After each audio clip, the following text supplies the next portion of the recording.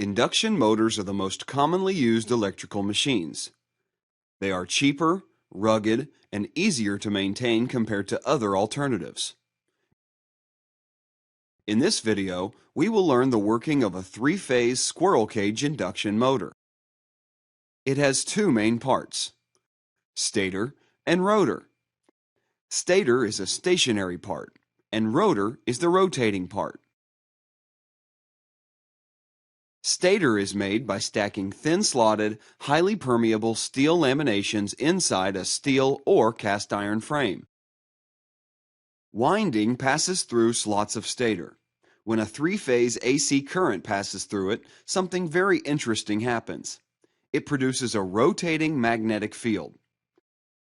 To understand this phenomenon much better, consider a simplified three-phase winding with just 3 coils. A wire carrying current produces magnetic field around it.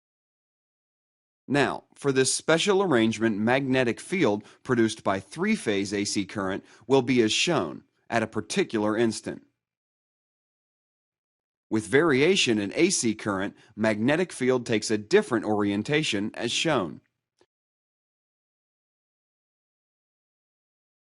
From these 3 positions, it's clear that it's like a magnetic field of uniform strength rotating. The speed of rotation of a magnetic field is known as synchronous speed.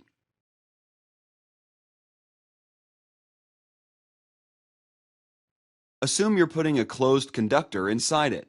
Since the magnetic field is fluctuating, an EMF will be induced in the loop according to Faraday's law.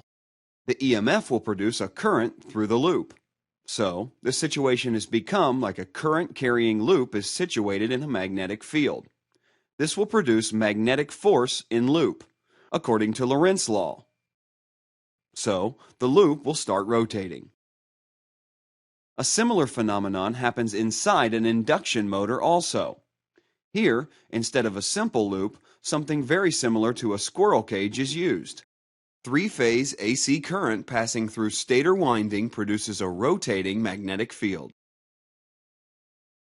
So, as in the previous case, current will be induced in bars of squirrel cage, which is shortened by end rings, and will start rotating. That's why it's called an induction motor. Electricity is inducted in the rotor by magnetic induction rather than direct electric connection. To aid such electromagnetic induction, insulated iron core lamina are packed inside the rotor. Such small slices of iron make sure that eddy current losses are minimum. This is another big advantage of a three-phase induction motor. It is inherently self-starting. So, you can see here that both magnetic field and rotor are rotating. But at what speed will the rotor rotate? To obtain this answer, let's consider different cases. Consider a case where the rotor speed is the same as the magnetic field speed.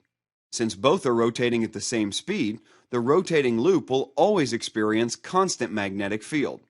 So, there won't be any induced EMF and current. This means zero force on rotor bars. So, the rotors will gradually slow down. But as it slows down, rotor loops will experience a varying magnetic field. So, induced current and force will rise again. And the rotor will speed up. In short, the rotor will never be able to catch up with the speed of the magnetic field. It rotates at a specific speed, which is slightly less than synchronous speed. The difference between synchronous and rotor speed is known as slip. Rotational mechanical power is transferred through a power shaft. In short, in an induction motor, electrical energy is entered via stator and output from motor. Mechanical rotation is received from rotor. Energy loss during motor operation is dissipated as heat. So, a fan at the other end helps in cooling down the motor. Hope you got a good introduction on the working of induction motors. Thank you.